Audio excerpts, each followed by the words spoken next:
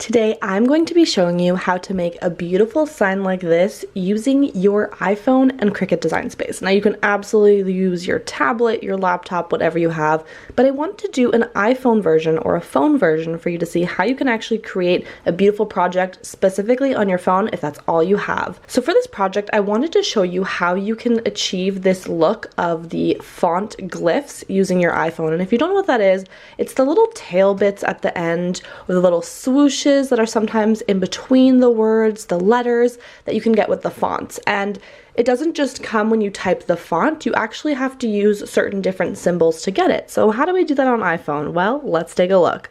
The first thing you're going to open up is Creative Fabrica. This is where I get all of my fonts, all of my designs, SVGs, cut files, and whatever else you may need for your crafts. Because this sign is for my wedding, I wanted to find something that really had that beautiful cursive look. This is the first thing they're going to be seeing when they walk in.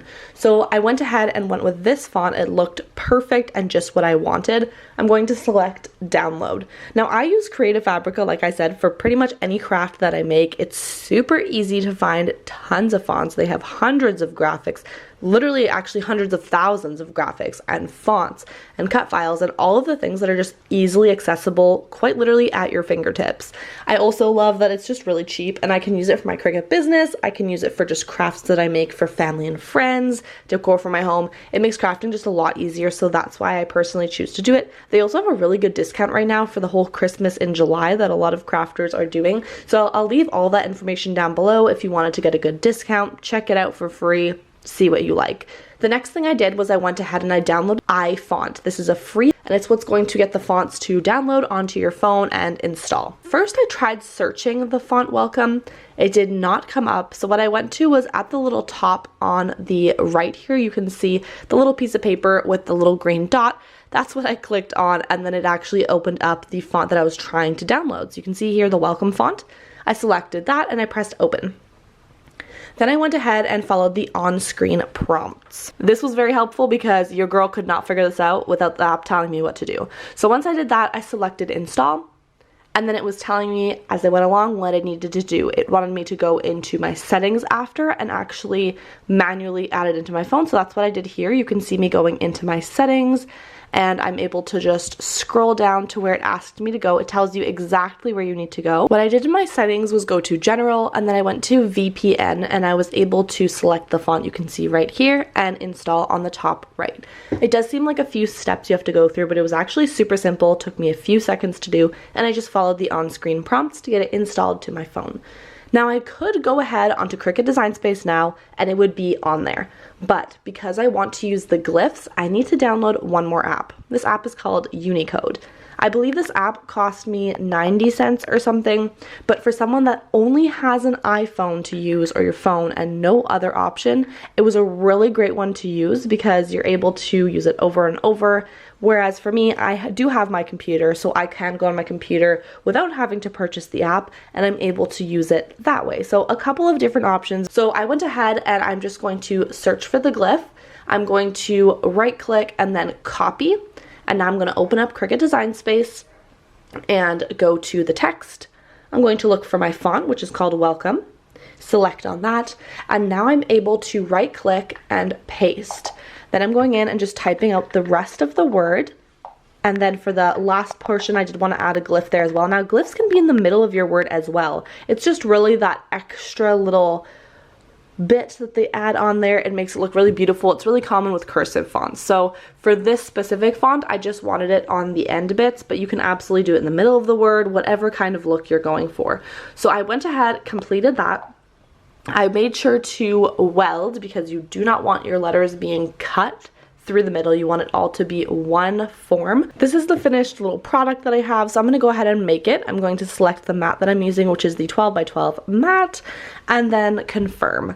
Now you can kind of do the snap mat feature, move it around as you wish, but I wanted to show one more thing, that if I go and I save this on my phone in my projects, I can save it so that it's saved to the cloud, for example. You can see here, save to the cloud or save to iPhone. And now when I go on my computer, I'm going to be able to pull it up as well, which is a really cool feature if you want to use this project again in the future. For this project, I'm using a dollar store foam board. I wasn't sure if I wanted to go in with something like a canvas, something wood, but I found this was a way cheaper option and it actually ended up looking really nice and professional.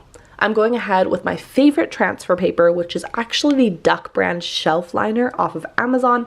It works great as a permanent adhesive vinyl transfer, and it's not too sticky, which is perfect for this foam board because you want to be careful and not peel up the back part of the foam board. I'm going ahead and just doing the transfer, and I am eyeballing it. I know it's going to make some people cringe. I prefer, especially with the cursive font, to just kind of eyeball it. It gives it a little bit of a tilted look, and I personally like that, but if you want to measure it out, you go ahead and do that, maybe with a pencil, and then you're able to erase it afterwards. I'm adding in the larger words first, and then I'm going in and kind of fitting the other pieces around.